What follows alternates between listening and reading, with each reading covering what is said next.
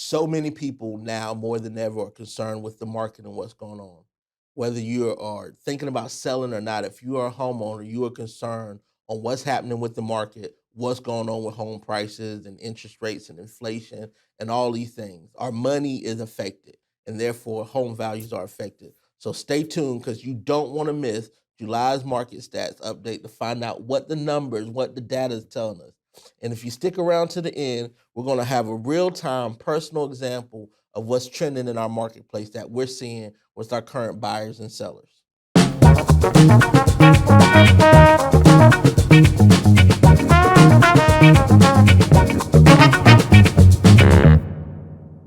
Now, before we dive in, as always, please remember that you can catch all of our video content on our YouTube channel, The Newton Group. There you will find our market stats, which we put out monthly. You'll find our Time to Talk Tuesday episodes, as well as interviews with homeowners, with business owners, with local vendors, attorneys, home inspectors, etc. Just a wealth of information for you, the consumer out there, so that way you have a local representative in the marketplace that's there to tell you all the ins and outs about real estate and the market here in Columbia and the greater surrounding areas. And don't forget to like and subscribe. Let us know we're trying to hit 100 followers. So we want to hit that before football season starts. So make sure you share this information with people that will be interested in it, family, friends, co-workers. And of course, if there's a video topic or there's anything that you want to discuss, don't hesitate to reach out. We've been more than happy to cover any idea that you want. So let's dive right in. July 22 market stats. So when we look at the number of transactions we had, we're down a little bit, only 7% from last year. So you got to think about what the market was doing in 2021 and how robust it was. And we're only down 7%. So last year in the month of July, we closed out 319. And remember, these market stats are Columbia Northeast. These are zip codes 29229, 29223, 29016, which is Blythewood, and the Richland County portion of Elgin, which is 29045. And these are only single family residential homes. No commercial properties, no patio homes, townhomes, or anything like that. So we're down 7% in terms of the volume that we did last year. But home prices are still up. So last year, home prices were $275,000, which was a tremendous increase compared to what they were in 2020. And we're still up 18% from last year. So right now, for the month of July, the average sale price was $324,014. So now I remember the time when the average sales price was under 200,000. And over the past 4 years or so, we've seen so much equity gain that now the average sales price for Northeast for the month of July was $324,000. That's tremendous if you're a homeowner. If you haven't watched our video on what you can do, whether you want to sell or not, to take advantage of this equity, please watch that on our YouTube channel. But when you look at the available inventory that we have right now, we are up 23% compared to where we were. Now, this is very important because we've been seeing that over the past years, plus we've been down in terms of actual inventory that we have. So right now we're up 23% with 867 active listings on the market compared to 707, which is what we had last year at this time. And of course, you got to remember this is July, so people are gearing up, getting ready to go back to school, and all these things. All these factors are playing in. And keep in mind, this data is we can only go off of close because when something is pending, we don't know if seller concessions are being paid. We don't know what it's actually going to close out for. If it's going to close out, we over the past since COVID, we've been seeing a higher deal termination rate. So normally that's around 6%. It's been hovering around 18% in terms of buyers backing out of transactions for various reasons. So we really can only go off of closed data, but that's also kind of like looking in the past because these transactions that closed in the month of July were actually written in May and June. But if you stay tuned, we're going to have that nugget for you on what's happening real time in the marketplace right now with personal buyers and sellers that we represent. So when you look at this chart, which you saw last month, which is talking about the new listings compared to the sold listings, And you see that things are kind of balancing out. So for the month of June, we had a lot more new listings that hit the market. But as you see in July, that's more of a balance in terms of what sold. So that inventory is staying um, relatively the same moving across that. Now, I like this one because this is the absorption rate.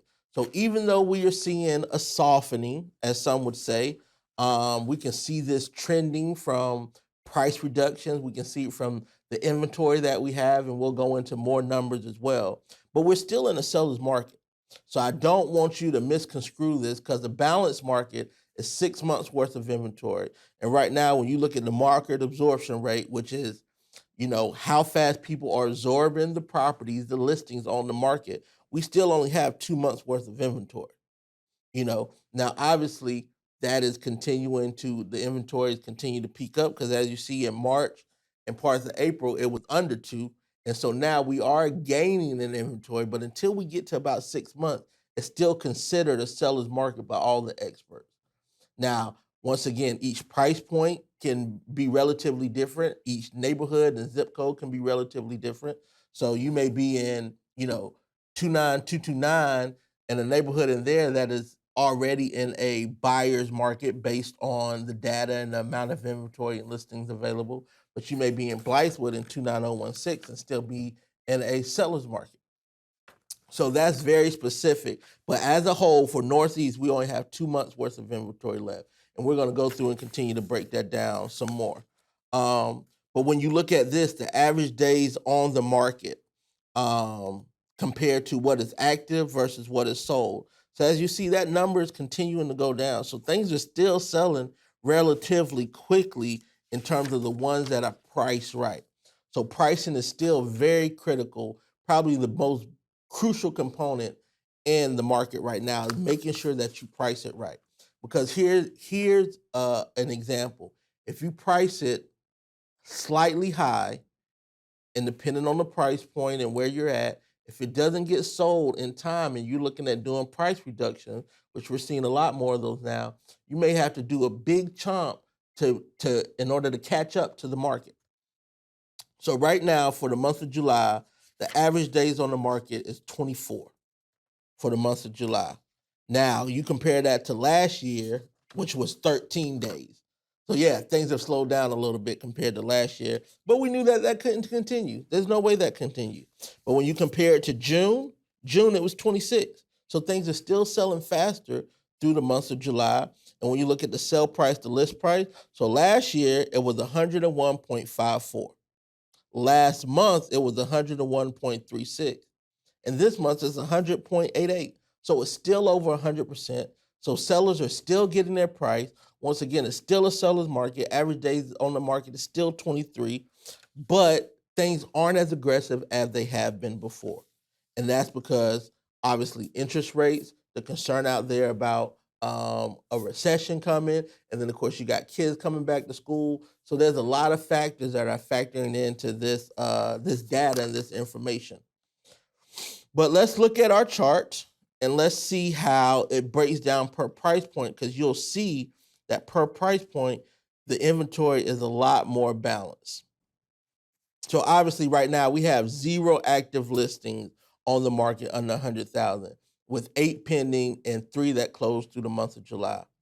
When you look at that 100 to 200 price point, versus what's pending and closed with 113 active, 220 pending, 126. Oh, sorry, wrong category. 100 to 200 with 65 pending and 23 closed with only 19 active. So if you're in that price point between 100 and 200, still very much a seller's market right now with the lack of inventory that's at that price point, only having 19 active today. When you look at that 200 to 300, still, once again, very much a seller's market. Only 113 active single-family homes in the Northeast area with 220 pending and 126 that closed. So we have more closed in July than we have currently active on the market, not to even count what's pending.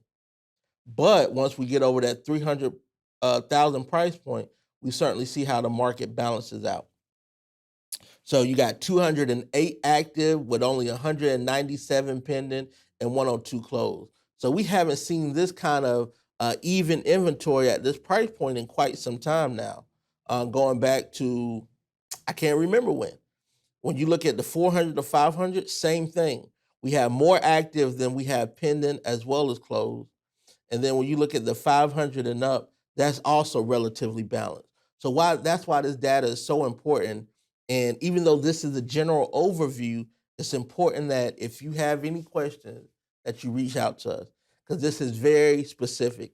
So if you're looking at that 100 to 300 price point, which we've been seeing, that is still very much a seller's market right now compared to the activity that we're seeing in the inventory that's available at that price point. But once you get over 300,000, it's a lot more balanced market. So therefore, strategically, it's going to change on how you list properties and what you do to get them sold. So as promised, since you stuck around, I wanted to tell you what's going on right now. Looking for houses for one of our clients. And what we're seeing right now, which we haven't seen in a very long time, is seller concessions. So here there are two properties, which I can't show you the actual property right now, but there are two properties, and I'm just going to read.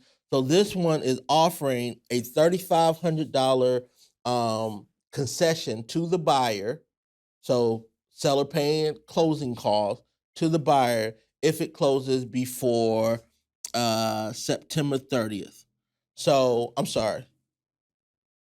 Yes, if it closes before September 30th.